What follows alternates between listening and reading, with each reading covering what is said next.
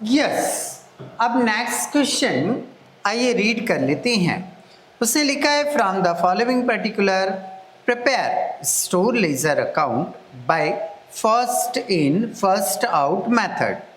Date दी है, receipts की डिटेल है, फिर डेट है और इश्यूड की डिटेल है। ठीक है, आइए पहली एंट्री देखते हैं। डेट वाइज हमें चलना है तो डेट में 1 अप्रैल को 900 किलोग्राम 10 रुपए की दर से रिसीव किया है। 900 किलोग्राम 10 रुपए की रेट से, इट मीन्स अमाउंट हुआ 9000। इश्यूड में डैश कर देंगे, यही डिटेल उठाकर यहाँ पर क्या कर देंगे हम, नोट 10 रुपए के हिसाब से 9000। पहली एंट्री हमारी कंप्लीट हुई। लाइन पे लाइन क्या कर देंगे हम, ड्रॉ कर देंगे। ये हो गई पहली एंट्री। नेक्स्ट डेट, अगली डेट देखो भाई, अगली डेट क्या है। बोले सर अगली डेट यदि देखें हम तो 4 अप्रैल भी है और 8 अप्रैल। तो पहले 4 अप्रैल की एंट्री करेंगे। 4 अप्रैल को 800 किलोग्राम बता रहा है वो, तो ये 800 किलोग्राम क्या किया उसने, इश्यू की है। तो कहाँ लिखेंगे हम, इश्यू में लिखेंगे। कितने किलोग्राम बोला है, बोले सर उसने लिख कर दिया है कि 800 किलोग्राम इश्यू करना है। बिल्कुल कर देते हैं, ये 800 किलोग्राम। रेट क्या लेंगे, बोले एक ही लॉट है सर, तो वही रेट ले लेंगे। ये लिया हमने, तो टोटल कितना हुआ 8900 में से 800 इश्यू कर दिया, बचा कितना 100। 10 रुपए का रेट है, कितना हुआ 1000।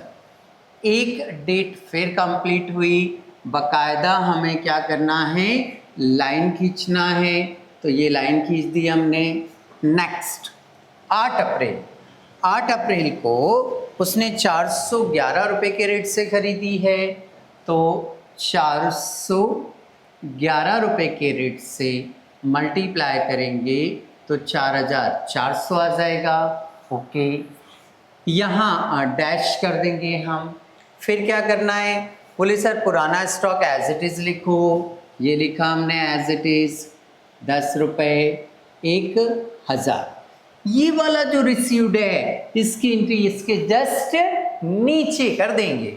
तो इसकी डिटेल ऐसे कैसी लिख दो, 411 रुपीज़ 4400।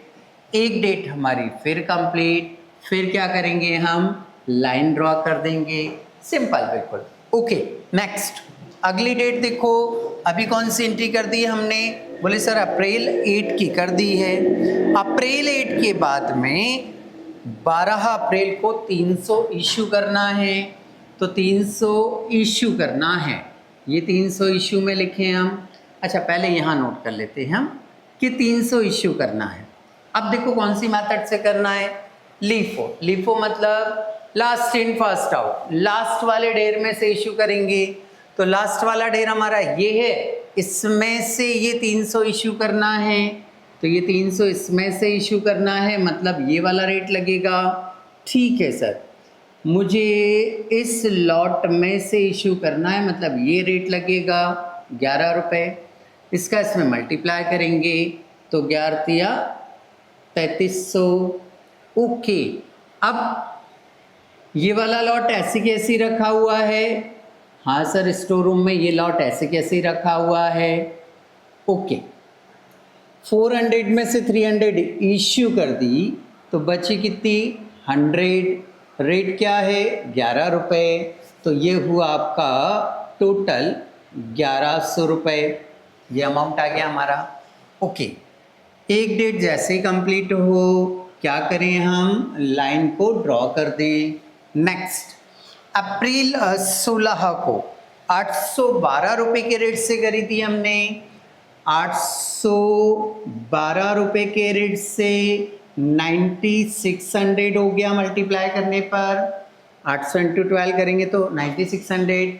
यहाँ क्या कर देंगे हम, डैश कर देंगे। ठीक है, पुराना स्टॉक एज इट इज़ लाएंगे और उसके नीचे ये वाले स्टॉक को लिख देंगे।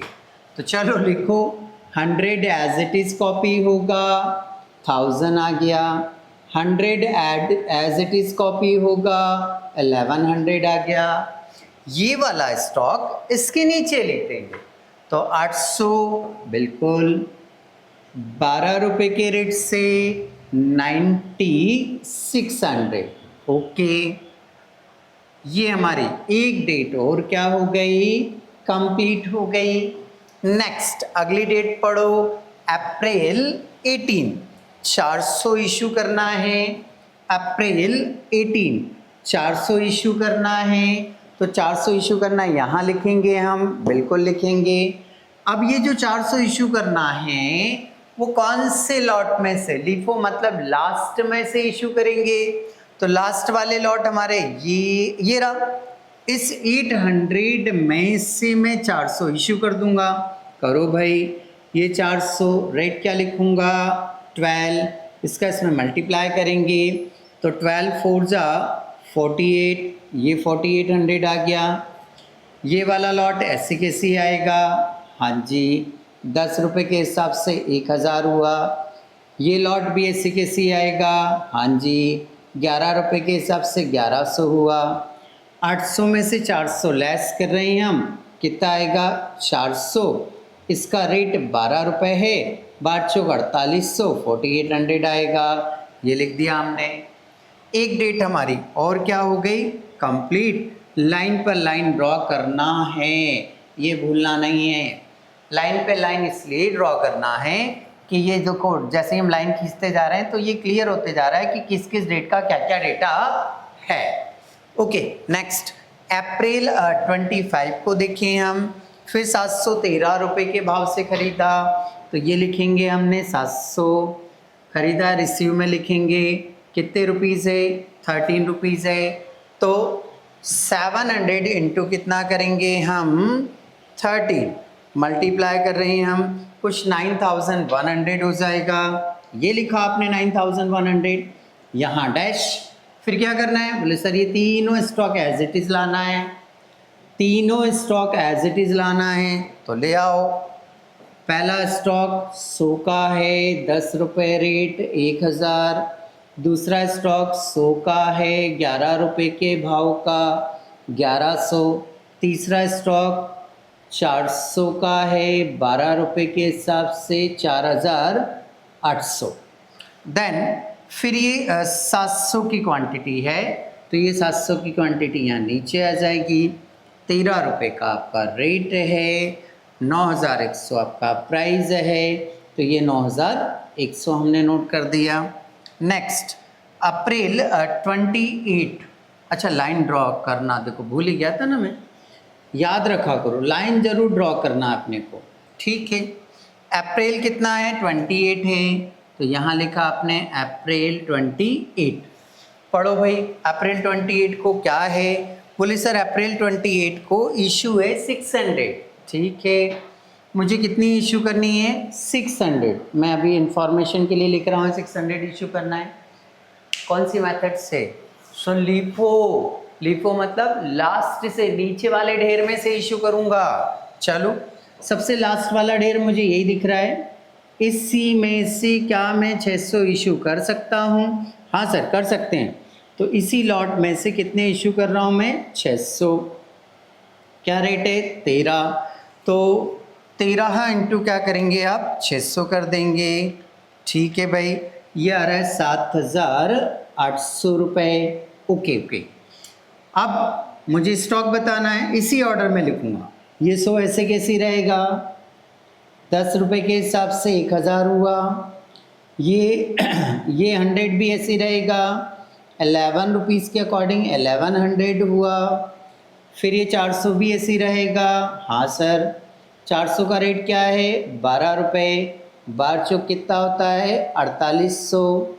फिर 700 में से कितना इशू कर दिया मैंने, 600, बचा कितना 100 बचा, रेट क्या है 13 रुपये, तो 1300 बचा। ये आ गया हमारा फाइनल आंसर। यदि आंसर की बात करें तो कितनी क्वांटिटी, 100, 100, 200, 300, 700। हमारी 700 यूनिट है, 700 किलोग्राम स्टॉक बचा है और इसको क्या कर देंगे हम, प्लस कर देंगे। 2131, 31, 34, 34 और 48, ये हुआ 34 प्लस 48 बराबर 8200 रुपीज़। ये आ गया 8200 रुपीज़। तो ये आपका आंसर हो गया। तो इस तरह से आपका ये क्वेश्चन यहाँ आकर क्या हो जाता है, कंप्लीट हो जाता है।